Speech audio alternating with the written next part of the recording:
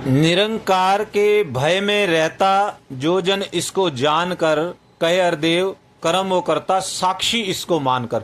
सत्संगत ब्रह्म ज्ञानी संत की अवस्था बाबा हरदेव सिंह जी महाराज हरदेव वाणी के माध्यम से चेतन कर रहे हैं कि निरंकार के भय में रहता जो जन इसको जानकर, कि अब मैंने प्रभु को जान लिया है, अब मैं हमेशा जो कर्म करूंगा इसको साक्षी मानकर।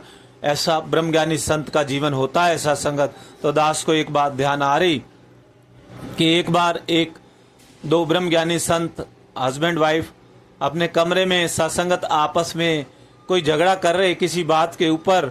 तो सत्संगत एक ब्रह्मज्ञानी संत बाहर से आए, उन्होंने खिड़की से देखा कि उनका आपस में झगड़ा हो रहा है। तो सत्संगत वो अंदर आए तो उन्होंने बंद कर दिया झगड़ा करना। तो आकर के जब उनसे पूछा गया कि आप ऐसे बंद क्यों हो गए, अभी तो आप झगड़ रहे थे आपस में, तो उन्होंने कहा कि अब आप आ गए तो थोड़ा संकोच होता है आपके आगे। तो उन्होंने कहा जब आप दोनों झगड़ा कर रहे थे तो कमरे में कितने लोग थे? उन्होंने कहा मैं और ये वाइफ। कह रहे नहीं महाराज, आप ज्ञानवान महात्मा हो, तीसरा आपके बीच में ये निरंकार प्रभु परमात्मा ये भी देख रहा है वो सारा नजारा। तो ये ब्रह्मज्ञानी संत को ये आभास जब हर वक्त चेतन रहेगा कि ब्रह्मज्ञानी संत हैं, प्रभु के दर्शन, प्रभु हमें देख रहे हैं, तो सत्संगत कोई गलत कर्म नहीं होगा। अगर मुझे कोई देख रहा है, अगर मैं इस बात को मान लूंगा सामने मेरा मालिक, दुनिया का मालिक देख रहा है, तो सत्संगत बुरे कर्म नहीं हो पाएंगे। जो इसके भय में रह करके कि ये देख रहा है मेरा पिता, बच्चा जो है कोई ऐसा गलत काम करने लगता है, अगर उसका पिता देख लेता है ना सत्संगत, वो रुक जाता है, वो छिप जाता है या कुछ छिप के करने की कोशिश, पिता देख रहा है। लेकिन इस पिता से नहीं छिपा जा सकता, इसलिए ब्रह्मज्ञानी संतों के, हमारे सबके पिता हमें देख रहे हैं। प्यारी सत्संगत, हमें कर्म करने से पहले सोचना होगा हमें देख रहा है। सत्संगत किसी शायर ने खूब कहा है अपने वचनों में, ब्रह्मज्ञानी संत ने, कि हो जाएगा गुनाहों का तसव्वुर खत्म इस जहां से, गर यकीन हो जाए कि खुदा देख रहा है।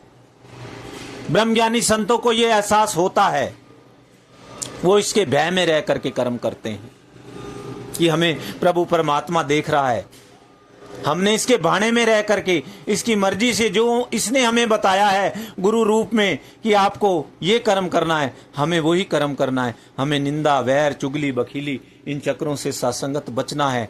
अब हमें प्रभु देख रहा है, हमारे अंग संग है। जो कर्म इसने बताए हैं हमने वो कर्म करने हैं, और जो कर्म इसने नहीं बताए हैं वो हमने बिल्कुल नहीं करने हैं। सत्संगत तभी वो जो संत है उसको महापुरुष का दर्जा सच्चे पातशाह ने पहले ही दे दिया कि ये ऐसी उच्च अवस्था को प्राप्त करने वाला है। अब इसका जीवन एक ऐसी अवस्था पे जाने वाला है। सत्संगत, हम भी जो गुरु ने हमें जिम्मेवारी दी है, जो रास्ता बताया है, जो पाठ पढ़ाया है, वो चेतन रहना है। ब्रह्मज्ञानी संत की चेतन रहने की जिम्मेवारी होती है कि अब मेरी जिम्मेवारी ज्यादा है, मेरे बोल से, मेरे कर्म से, मेरे वचन से अब कोई ऐसी बात ना निकले जो विपरीत वाली बात है, जो गुरु को नहीं भाती है, जो हमारे गुरु ने नहीं बताई है, जो हमारे गुरु ने नहीं सिखाया है, जिससे बचने के लिए हमारे गुरु ने बोला है, तो हम उससे बचते चले जाएं। सत्संगत, तो सत्संगत इसी के एहसास में रहता है ब्रह्मज्ञानी संत, इसके डर में रहता है।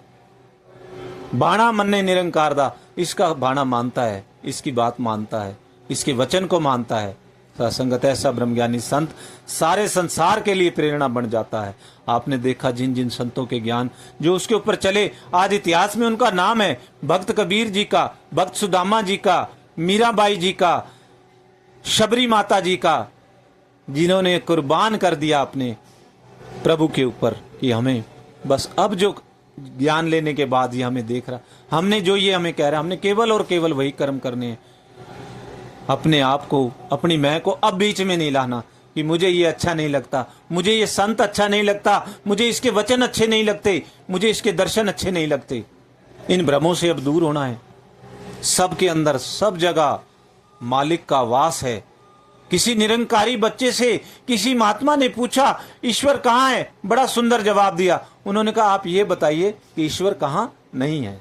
इस सर्वव्यापी प्रभु परमात्मा का हमेशा निरंकारी बच्चे, निरंकारी संत हमेशा एहसास करते हैं और सत्संगत ऐसा जीवन जीते हैं कि हमारा पिता हमें देख रहा है, अब हमने ऐसा कोई कर्म नहीं करना जो संतों को शोभा नहीं देता।